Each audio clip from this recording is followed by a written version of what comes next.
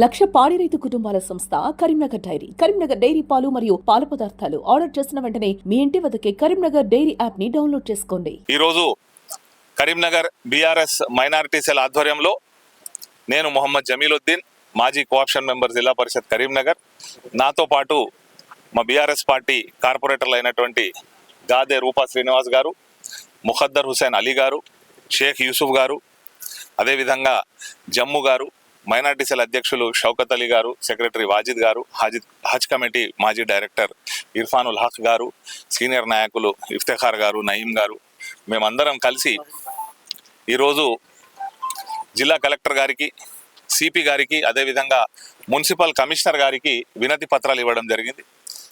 రేపటి నుండి ముస్లింలు ఎంతో పవిత్రంగా భావించేటువంటి రంజాన్ మాసం ప్రారంభమవుతున్నందున ప్రతి సంవత్సరం ముస్లిం మత పెద్దలు మరియు జిల్లా అధికార యంత్రాంగంతో కలిసి ఒక సంయుక్త సమావేశం ఏర్పాటు చేసి రంజాన్ నెలలో మైనారిటీ వాళ్లలో కల్పించాల్సిన సౌకర్యాల గురించి చర్చ జరిగేది. కానీ ఎన్నికల కోడ్ ఉండడం వల్ల అట్టి సమావేశం జరగలేదు.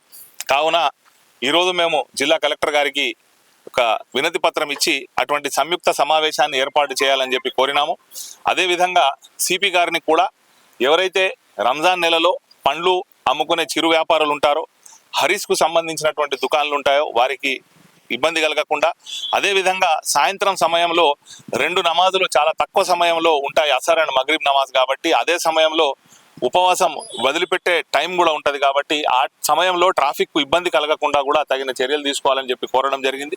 అదేవిధంగా మున్సిపల్ కమిషనర్ గారిని కరీంనగర్లో ఉన్నటువంటి అన్ని మసీదులు, ఈద్గాలు, ఖబ్రస్థాన్లు మరియు ముస్లింలు ఎక్కువగా నివసించేటువంటి ప్రాంతాలలో తగిన పారిశుద్ధ్య ఏర్పాట్లు చేయాలని, దాంతోపాటు నిరంతరం మంచినీటి సరఫరా జరగాలని, అదేవిధంగా రాత్రి సహరీ భోజనం చేస్తారు కాబట్టి ఉదయం 3 గంటల సమయంలో, రాత్రి సమయంలో కరెంటు కోతలు ఉండకుండా, ఇబ్బంది కలగకుండా వంట చేసుకునే విధంగా ఉండే విధంగా వారికి కరెంటు కూడా నిరంతరం సరఫరా చేయాలని చెప్పి కూడా కోరడం జరిగింది.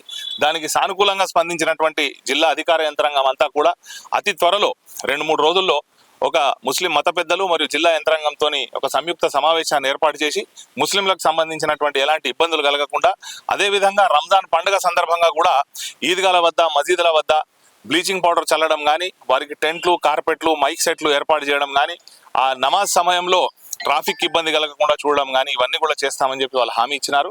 ఈ సందర్భంగా మేము బీఆర్ఎస్ మైనార్టీ సెల్ తరఫున జిల్లా అధికార యంత్రాంగానికి కృతజ్ఞతలు తెలియజేస్తా ఉన్నాం. జై తెలంగాణ.